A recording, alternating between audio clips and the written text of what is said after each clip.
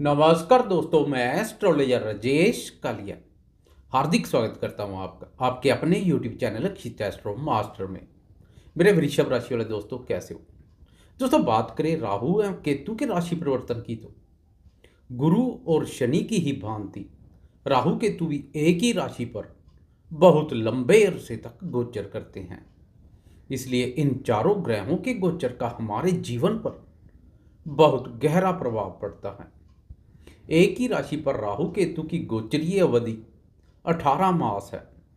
अब 18 मास के लंबे अंतराल के बाद 12 अप्रैल को यह दोनों छाया ग्रह एक बार फिर राशि परिवर्तन करने जा रहे हैं।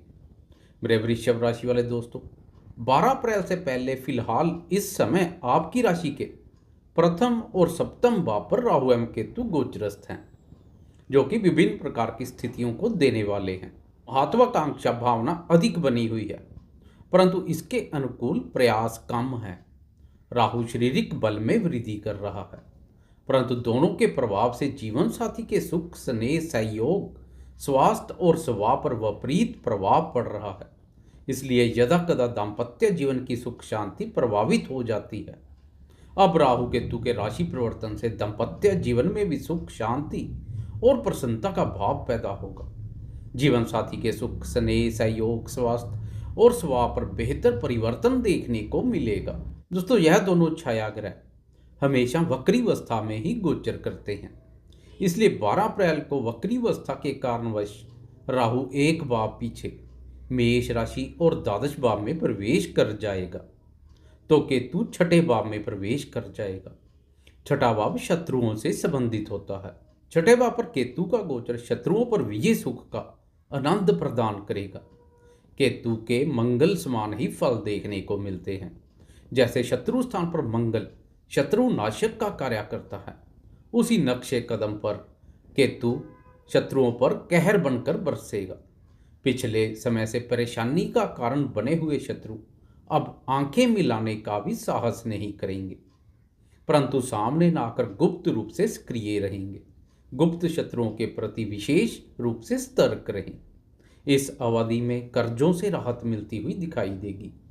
किसी भी प्रकार का कर्जा चाहिए तो कम प्रयास करने से ही बहुत सरलता से उपलब्ध हो सकता है। दोस्तों, उधर द्वादश भाव पर राहु के प्रभाव से विदेश से तार जुड़ेंगे, यात्रा करने के अवसर प्राप्त होंगे। अपने कार्य व्यापार का विस्तार विदेश तक करने के इच्छुक दोस्तों के लिए राहु का गोचर इच्छा पूर्ति के अवसर पैदा करेगा।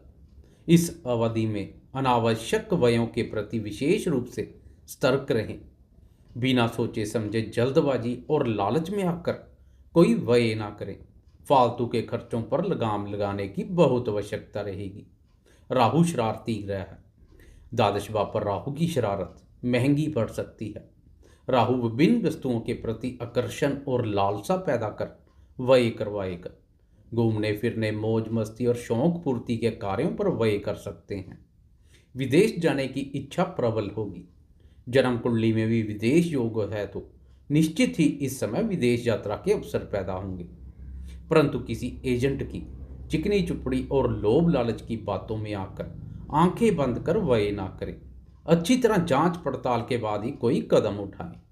द्वादश भाव पर राहु का गोचर अक्सर लोभ लालच की स्थिति में डालकर व्यय करवाने के लिए उत्सुक करता है।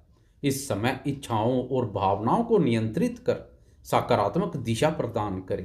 दोस्तों, व्यय के बन रहे योगों को शांत करने के लिए पुराने समय में कोई व्यय से संबंधित अधूरे पड़े कार्य इस समय पूर्ण कर सकते हैं। पासपोर्ट या वीज़ा से संबंधित कार्य आगे बढ़ा सकते हैं।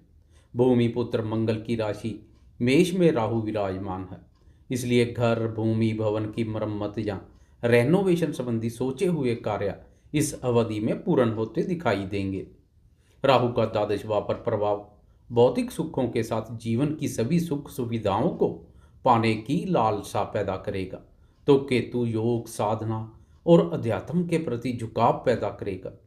राहु केतु का परस्पर बहुत गहरा संबंध है, इसलिए दोनों का मिश्रण आप में देखने को मिलेगा। भौतिक सुखों के साथ अध्यात्म की ओर भी झुकाव पैदा होगा। इस अवधि में आप दान, पुण्य और परोपकार संबंधी कार्यों पर भी कुछ व्यय करेंगे।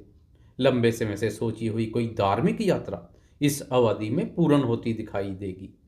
खर्चों को पूरा करने के लिए धन की स्थिति भी बहुत बेहतर रहेगी, क्योंकि इस समय धन कारक गुरु सबग्रही अवस्था में लाभ पर गोचरस्थ रहेंगे। राहु जो खर्चे करवाएंगे, गुरु उसका 10 गुना आपको वापस लौटाएंगे, परंतु बुद्धि विवेक से सोच विचार कर खर्चे करने की आवश्यकता रहेगी। दोस्तों, आपको यह वीडियो कैसी लगी? लाइक, शेयर, कमेंट और सब्सक्राइब करना ना भूलें।